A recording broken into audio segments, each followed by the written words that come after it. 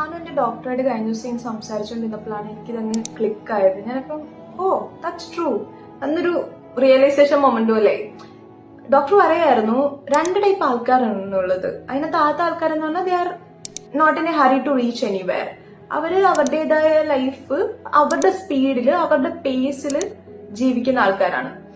വളരെ സ്ലോ ആയിട്ടുള്ള, കമ്പാരിസൺസ് കുറവുള്ള, ലെസ് നോയ്സ് ഉള്ള, ശ്വാസം വിടാൻ പറ്റുന്ന ഒരു ജീവിതം. And then other section of people who went for the rat race.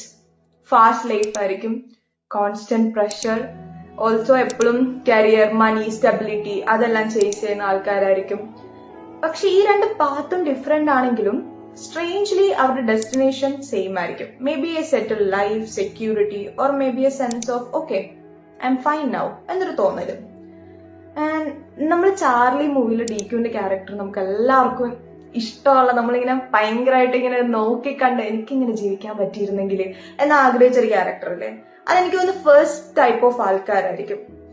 And തമാശ എന്ന് പറഞ്ഞിട്ടൊരു മൂവിയില് അത് ഓൾസോ ഷോസ് എന്നൊക്കെ ഓക്കെ. സോ അതും കാണിക്കുന്ന it's how easy it's to lose yourself while running fast എന്നൊരു സംഭവമാണ്. അംബീഷൻ കൊള്ളത്തില്ല, അല്ലെങ്കിൽ അംബീഷ്യസ് ആവരുത് എന്നല്ല ഞാൻ പറയുന്നത്. But forgetting your self during the process is bad.